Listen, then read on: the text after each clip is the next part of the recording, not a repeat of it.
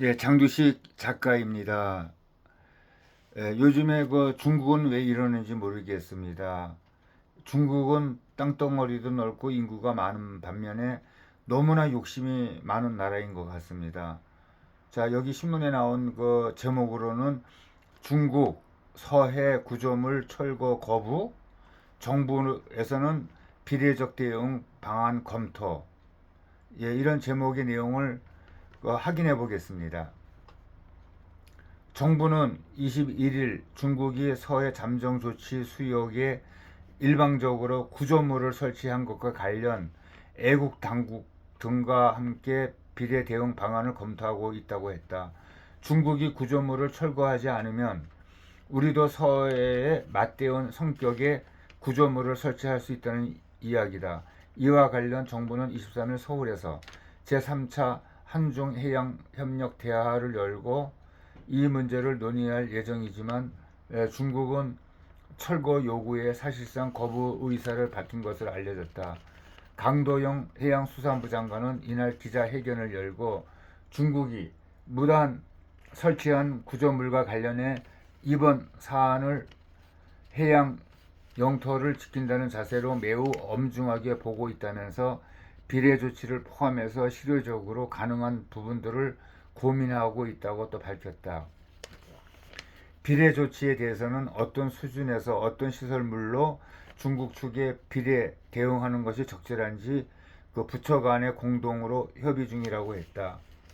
그 PMZ는 양국의 배타적 경제 수역이 겹쳐서 경계선을 긋지 않은 그 민감한 그 수역이기 때문에 어업 이해 시설물 설치나 자원 개발 등은 금지가 된다.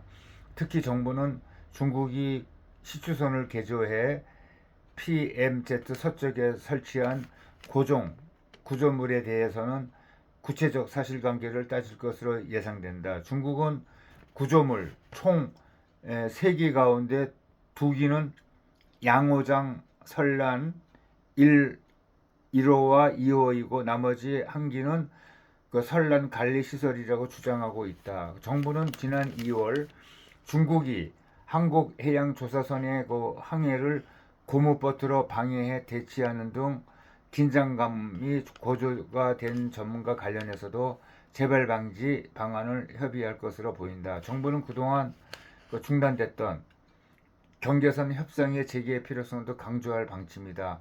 서해 대부분 수역은 바다의 국경선인 경계선이 정해져 있지만은 PMZ는 양국 EEZ가 중첩돼 있어 경계선 확정을 유반한 상태다.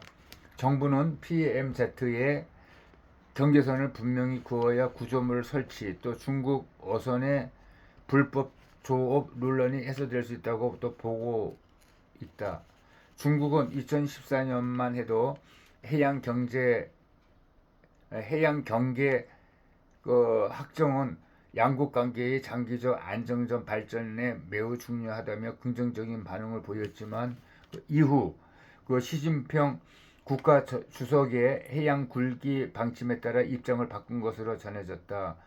경계선 확정 협상에 적극적으로 임하지 않고 또 하려고 해도 국제적 관례에 어긋난 협상 방식을 또 요구한다는 것이다. 정부는 경계선 확정 시 국제적 관례인 등거리 원칙을 적용해야 한다는 입장이다. 양국 해안선의 중간선을 경계를 하자는 것이다. 그러나 중국은 영토이고 면적이나 해안선의 길이 등 각종 사항을 고려해서 경계를 정해야 한다는 형평의 원칙을 요구하고 있다. 중국이 영토의 면적도 또 크고 인구도 많으므로 바다의 해역도 더 넓게 차지하는 것이 더 타당하다고 하는 그런 주장이다. 그럼 애교 소식통은 형편의 원칙은 중국 중심적 발상으로 국제사회에서 거의 통용되지 않는다고 하면서 중국도 이를 알기 때문에 국제 관례에 따른 경계 확정 협상을 거부하는 것이라고 또 말했다.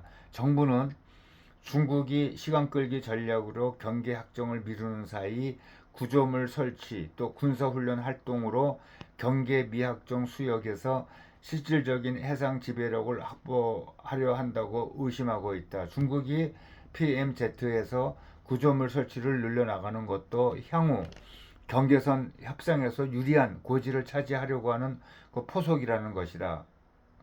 국민의힘 유용원 의원은 그 서해는 수도권과 주한미지 기지가 인접한 대한민국 안보의 핵심 해역이라고 하면서 상호주의에 따라 행동으로 적극 대응해야 한다고 말했다. 네, 이거 아주 민감한 기사를 올려준 기자는 노속조의 기자가 올려준 그 기사 내용을 그대로 읽어봤습니다. 중국이 자꾸만 자기네 쪽으로 유리한 협상을 한다고 그러면은 우리나라도 강력하게 하나의 주권 국가라서 따질 것은 따져야 된다고 생각합니다. 이번에 양보하거나 한치라도 물러서게 되면은 우리 대한민국을 그렇지 않아도 얕보고 있는데 앞으로 어떻게 그 한중 관계가 될지 참 의문스럽습니다.